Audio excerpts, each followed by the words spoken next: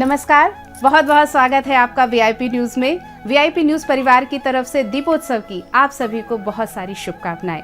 ये दीपावली का पर्व आप सबके लिए मंगलकारी और शुभकारी हो, यही हम सब कामना करते हैं। 5 दिन का दीपोत्सव पर्व मनाया जाता है। पहला दिन होता है धनतेरस का, दूसरा दिन होता है रूप चौदस नरक चतुर्दशी का, जिसे छोटी दिवाली भी कहते हैं।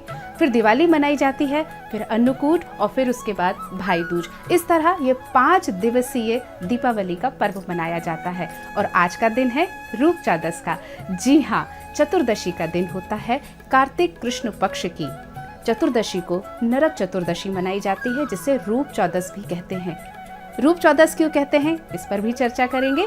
नरक चतुर्दशी क्यों कहते हैं, इस पर भी हम आपके साथ चर्चा करेंगे। पहले बात करते हैं हम रूप चौदस की।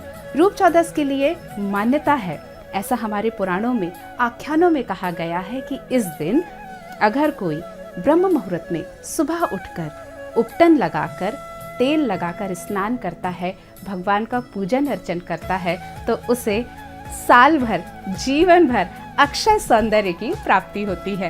तो आप सब भी ये काम जरूर करिएगा।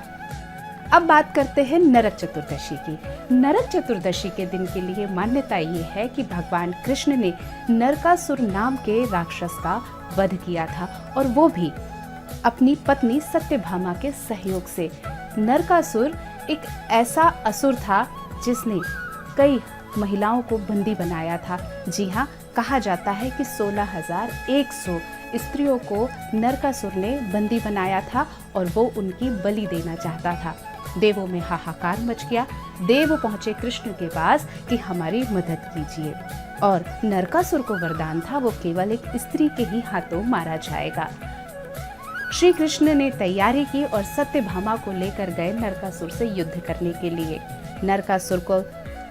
नरकासुर के साथ भयंकर युद्ध हुआ और सत्यभामा के सहयोग से भगवान कृष्ण ने नरकासुर का वध किया, और इस तरह 16,100 स्त्रियों को नरकासुर की कैद से आजाद कराया गया।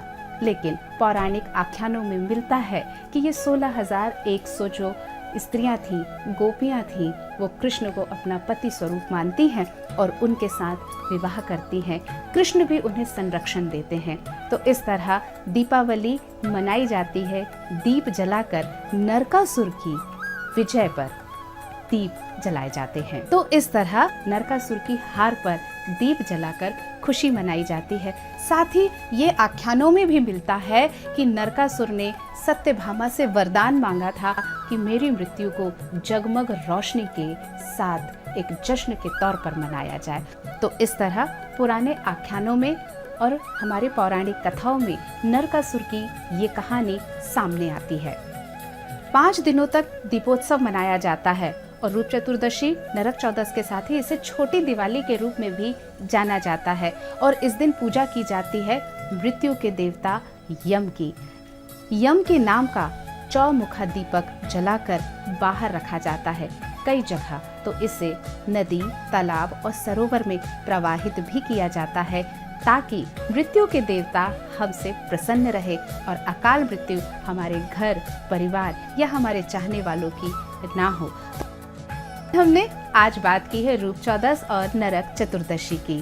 तो बिल्कुल आप भी मनाइए, स्वस्थ रहिए, और हाँ, जरूर से एक दीप अपने देश के नाम जरूर जलाइए। उन कर्तव्यनिष्ठ हमारे वीर सैनिकों के लिए जलाइए जो हमारे देश में रक्षा कर रहे हैं, सीमाओं की रक्षा कर रहे हैं। एक दीप उनके नाम जरूर लगाइए जो कर्तव्यनिष्ठता के साथ हमारे लिए, आपके लिए और सबके लिए देश सेवा कर रहे हैं। तो बने रहिए हमारे साथ और देखते रहिए वीआईपी न्यूज। नमस्कार।